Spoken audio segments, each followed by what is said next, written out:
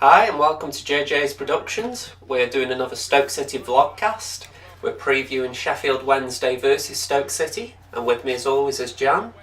Hello folks. So we're coming back off the international break, or at least the beginning of it. We're recording this on the Saturday when England are due to play Spain. And it's been a long week for a Stoke City supporter after the loss to West Brom. It feels like we've come off a really chastening result. How do you feel? Yes, it's not been a good week because it's played on my mind again that we lost again.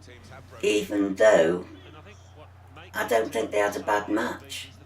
That seems to be one of the points of contention amongst the fan base. You've got certain supporters who believe we've seen a lot of dross in the season so far, and that the West Brom game was another example of it. And you've got some supporters who are pointing out that, yes, that result was bad, but the performance wasn't as bad as, say, Leeds, Brentford, even some supporters who thought Preston was bad. So it's a sign that perhaps we're going in the right direction, even if the results aren't improving drastically. At least the players hadn't got the heads hanging down, and they weren't actually, they didn't look subdued. Maybe a little disappointed, but as I say, the heads weren't hanged in shame. I think one of the biggest positives I've heard about the game, which is hard to take positives out of, I can gather, is Ryan Woods making his debut. By all accounts, he played about half an hour, but he had a very tidy performance. He seemed to have a desire to create chances.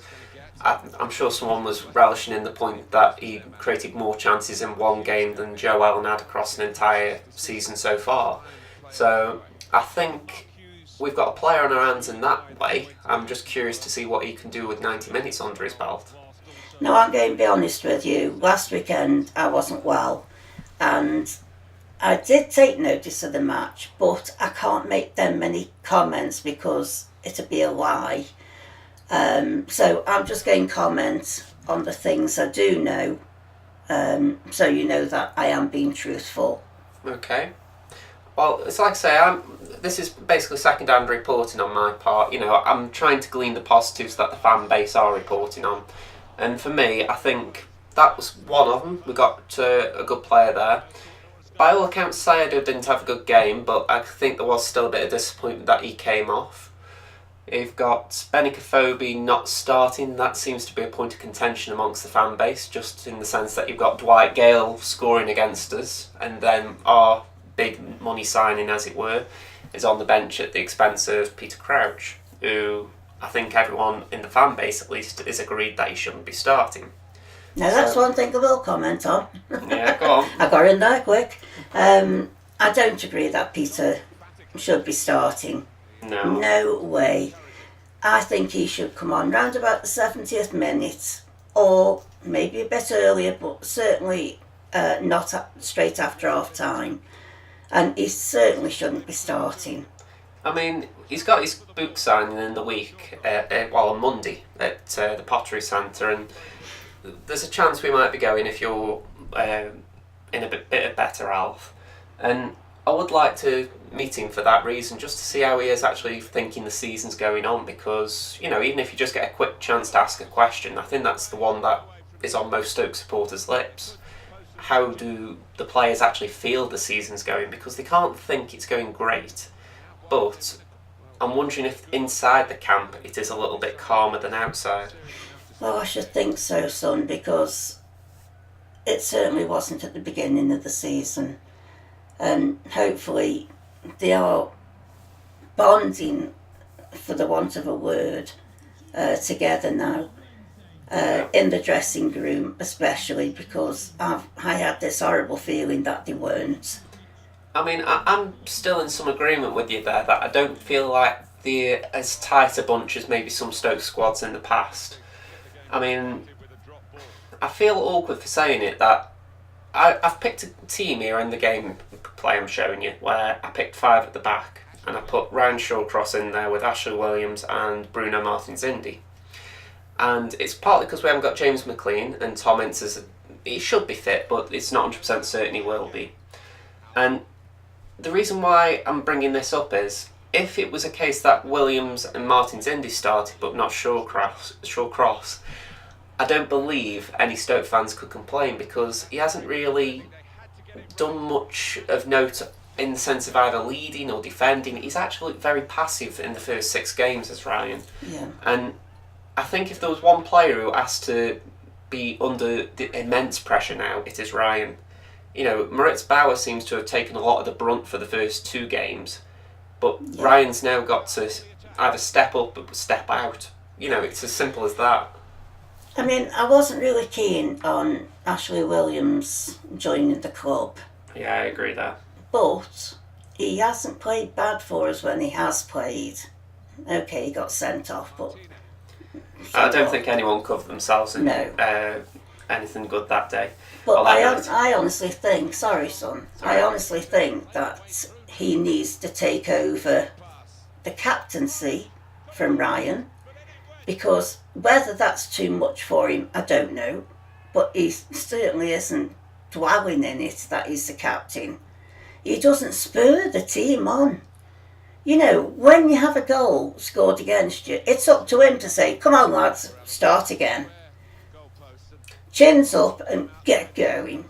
I agree, he's not that type of leader, and I mean, my personal preference is never to give the captaincy to a lone player, only because you've got no guarantee they'll be there the following season, and then suddenly you've got a captaincy issue again. But on the other hand, I can understand why you're looking at Williams, because Joe Allen is probably one of the candidates, but he isn't playing well himself, so it's not exactly right to pass it off to him. Jack Butland, I think he could actually be a future permanent captain for the club, but I think right now he needs to just focus on his play. Well, Jack is having a nervous breakdown with the defenders. So, Yeah. I mean, he's shouting at him enough as it is without him being the captain. You know, I mean, I think he will be a viable captain if we keep him, you know, next season in the Premiership. But somebody somewhere has got to do something about Ryan. I mean, I've got to call you on your words there in the Premiership, because we've heard the interview with Peter Coates this week where he says a top 6 finish is the minimum requirement for the club this season. Has he ever seen us in playoffs? Well, I've got to admit, I wouldn't fancy Stoke's chances in the playoffs if we got there. That's not an indictment on this team, it's just how we are as a club. But what I would also say is, why are we aiming for top 6 instead of top 2? Exactly. In the sense that he's pointing out in his interview that we've had the highest spend in the division, which, if you look at purely spending, then there is an argument for that, because we aren't taking, that is probably taken into account fees for Benica Phobie and Ryan Woods, which aren't actually active yet but will be by January. But I don't think he also considers the money he's bought in for the likes of Shaqiri, for the likes of Choupo-Moting getting their money off the wages. You know, I think he's trying to play one side of the argument there and ignoring the other. It's a spin, and I don't think a large number of Stoke fans have bought it. In fact, I think a lot are getting angry now that they're trying to spin the club. I said to you months ago, and I even tweeted to him, Flint. Aidan Flint, yeah. Aidan Flint. Why the heck didn't we go for him? I must admit, his performances for Bristol City last season were brilliant in my eyes. I think he might have dipped at the end of the season, but why? I mean, I think this is also another point that we've got to go on to. I'm cutting my point short there, but by all accounts, Gary Rowett has been given carte blanche on signings this season. You know, he wanted James McLean, he got him. All of the signings he's picked, bar, I'd say Peter Etobo. Sorry, I got my names mixed up then. By all accounts, they've all been Rowett's men. What I've got to ask the question of is, are they actually good enough players for the promotion push? Because there have been players on the market who, you know, like Aidan Flint, who really could have pushed us up that one level, and we haven't gone for them. And I have to ask that question, what was preventing it? Was it Gary Rowett himself not wanting them? Was it the board not wanting to fund these attempts at purchasing players? Or was it just bad scouting that we literally weren't aware that they were available. There's got to be some culpability somewhere for not going for players who are on the market at pretty good prices. At the time of me liking Aidan Flint, he wasn't on the market. And I said to you when we were watching him play, we need him. Well, this is the annoying thing, because he's such a Tony Pulis defender. It's actually galling that we let him have him. You know, assuming we have got financial clout from coming down from the Premier League, the fact that we allowed Middlesbrough to take him without a fight is quite upsetting. And you see the furore around West Brom getting Dwight Gale, and I have to ask the question, who didn't push for him at Stoke? I mean, did Gary Rowett not believe that Gale was a target? You know? No, it was my favourite, Tony Scholes. I mean, this is the thing though, what happens if it is the other way round and Tony Scholes did want Gale but Rowett didn't? You know, it's got a question that I do feel needs to be asked, because as I've said a lot on Twitter lately, I am a Gary Rowett fan, but he's got to step up, because there's a lot of things on the pitch that I'm doubting. And because of that, I'm actually wondering what's going on off the pitch. I think it's about time the fans were told the truth of what is going on behind the scenes and who has got the upper hand. I mean, it goes back to the Peter Coates interview here, that we essentially sold a story, and I don't think anyone who listened to the interview bought it. You know, and I just don't get why they try and treat supporters like fools. You know, we can read between the lines quite well ourselves. So, getting spun a story like that, I think Peter really did disrespect the fan base there. Yeah. And when it's actually quite fractured as it is, I think that is a very bad move for someone who's running a business, trying to alienate customers. I mean, I'm not a businessman. I can't comment on someone who's worth millions and billions. But I think Peter did make a foolish move there. That is just a personal opinion, but maybe you'll prove me wrong. No, I agree with you. Which isn't very often, love, I know, but I do agree with what you're saying. Right, we'll move on from there. We'll now go on to the match Sheffield Wednesday against us next Saturday the 15th. We last played them on the 29th of March 2008. It was a 1-1 draw. And that's okay, you know, we were in a good position at that time, so it was a good draw. Then we played them in the League Cup on the next time on the 1st of December 2015, where we won 2-0. I actually remember that game because it was Glenn Whelan's first chance to play against the club we signed him from, so it was it felt like a grudge match at the time. It sounds petty considering how much time he spent at Stoke, but at the time I was thinking, oh, I hope Glenn gets a good game here, you know. Yeah, it was a fun game, that, if I remember. That was on the route to the League Cup semi-final run as well, wasn't it? So it was a good time to be a Stoke supporter, that. But them are the stats that I've got. That it was 2008 and 2015. So the last time was obviously 3 years ago. I'm sure we've bettered since then, and I'm hoping above hope that we can have a good away win this time next week. I don't know if we can, because they've started quite well. Not brilliant, but quite well. They've played 6, they've won 3, drawn 1 and lost 2. They won the first cup match against Sunderland, and then they got knocked out by Wolves. So that wasn't bad. To be fair, for a championship side, that's not bad form in the cup. You know, if you beat the ones below you but lose to the ones above you, it's not disgraceful. So I don't know what Wednesday fans will think about that, but maybe going into the Wolves match, they might have hoped for a result if they put out a second string side, a bit like ourselves with Huddersfield. Yeah. But maybe coming away from the game, they weren't too downhearted, because like ourselves, I think if we'd have got knocked out to Huddersfield, we wouldn't have been too worried just this year at least. Yeah. So I think they'll be quite happy coming out of that, or at least happy enough. Well, I'm a bit disappointed I'm not going to Wednesday. I've been there on numerous occasions, and I've always had a good feeling once I got there that we can do it here. So yes, I'm really disappointed I'm not going, and I'm just hoping above hope we can get a 1-0 win. That to me will be fantastic, an away win. Well, I'll prompt you again later for a prediction, but I think I've already got that. But as far as Wednesday are for myself, as I've said before, I've only been not Stoke supporter, I've been a Stoke supporter all my life, but I've only been a football supporter since 2006, the year after the Germany World Cup. And I'll be honest, Wednesday, when I first got into football, they were quite a drab side, and I don't mean to offend any Wednesday supporters there, but I remember I used to watch some of the Steel City derbies, and I always used to root for United for the fact that I felt they got the better football at the time, or they played the better football. So I've actually watched bits of them over the last decade, and they've improved since they got relegated. The last couple of years, they've actually been very interesting under Carlos Carvajal. I was a little surprised they sacked him, but if the football was going downhill, I can understand why.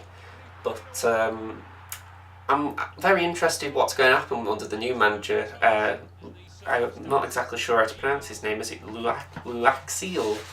Let's have a look. Luaki. I'll be honest. If someone's put the phonetic spelling down for me there, I'll take it. But yeah, I don't know too much about the new Wednesday manager. I know he's been in charge since January, but he doesn't come with a reputation in my eyes. He's obviously stabilised the club after a poor start to last season, but whether he's got the credentials to take them up a level is another thing. See, my 4 favourite teams were Sheffield Wednesday, Ipswich, Nottingham Forest and Coventry. I've always wanted them 4 teams to do well. I was going to say, it's quite interesting that they're all relatively local. I can imagine there's a few Stoke supporters saying, what are you doing liking them? I used to like their style of football. What era would this be, just for those who might be able to remember it? The 70s and things on, that era. Okay, so name some Wednesday players I should know. Joshua, I'm 62. I can't even remember what day it was yesterday. Never mind name players. Oh, all right. But, okay, so fair enough. You don't seem to have a firm memory on it, but the style of football was interesting. Yes, it was. And them 4 teams, they were good for our football.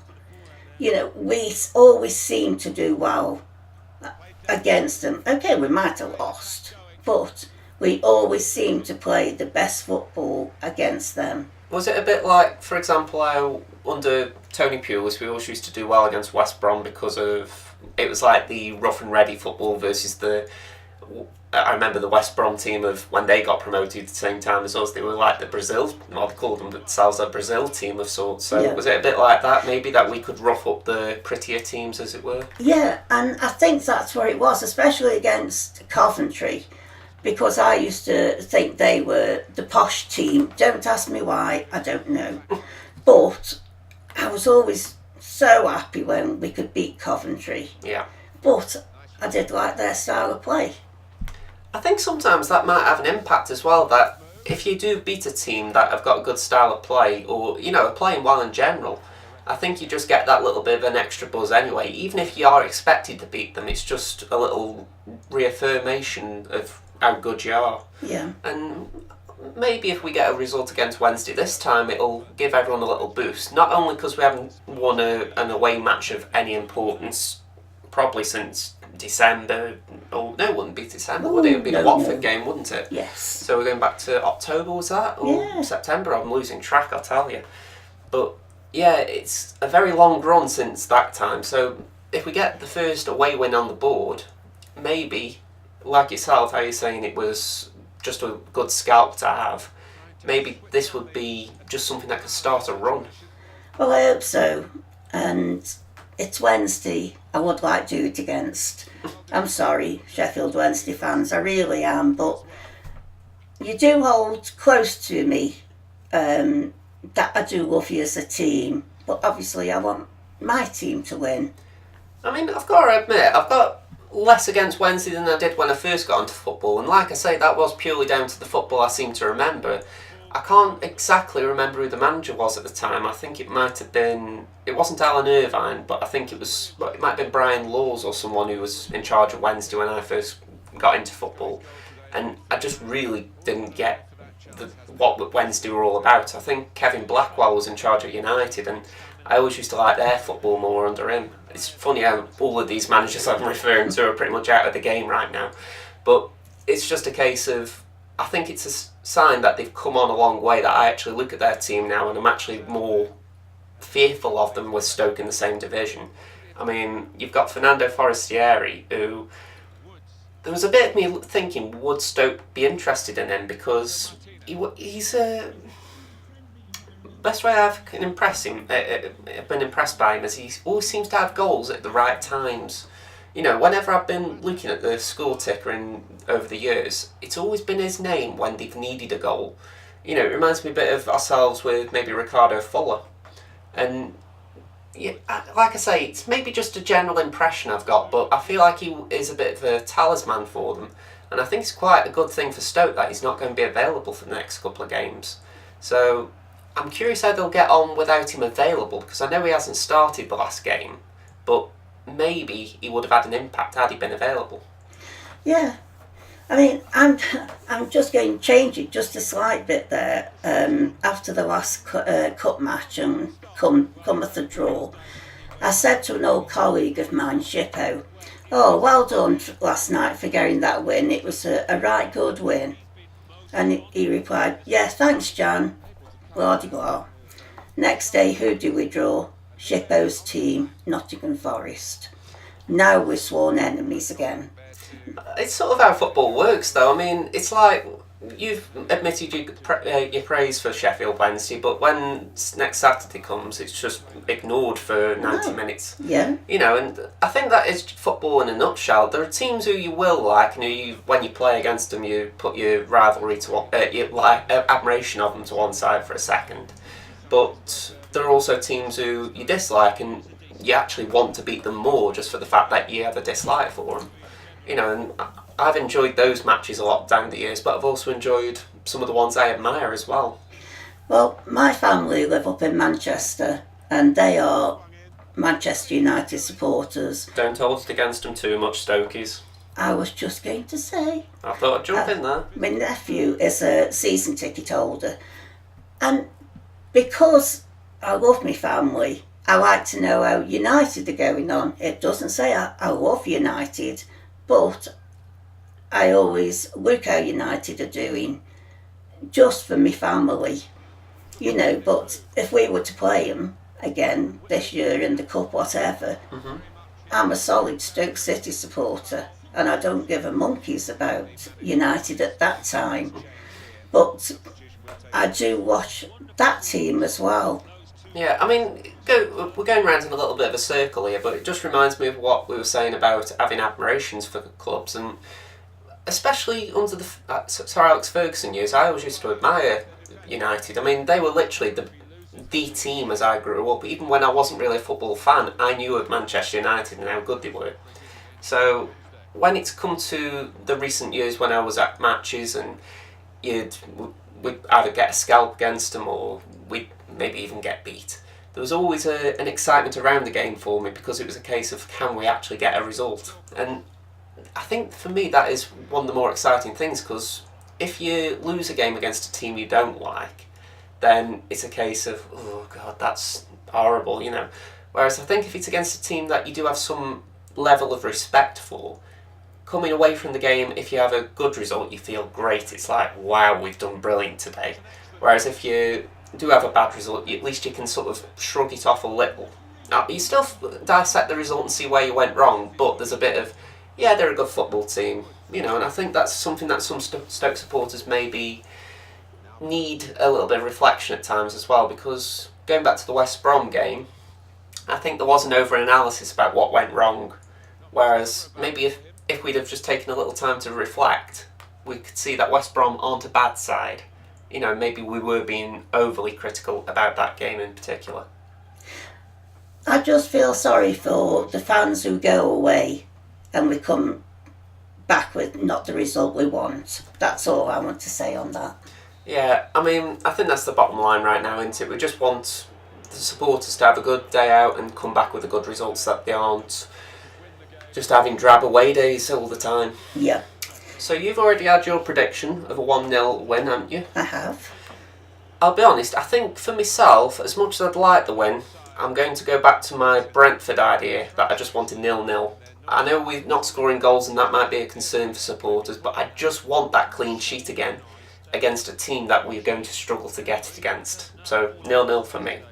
I'll even predict my scorer. Go on. Berahino. Alright, I'll back that. I'm happy for him to get a goal right now. So, this has been Josh and Jan from JJ's Productions. It's a wrap this week, but we'll see you next time. Bye for now. Cheerio, folks.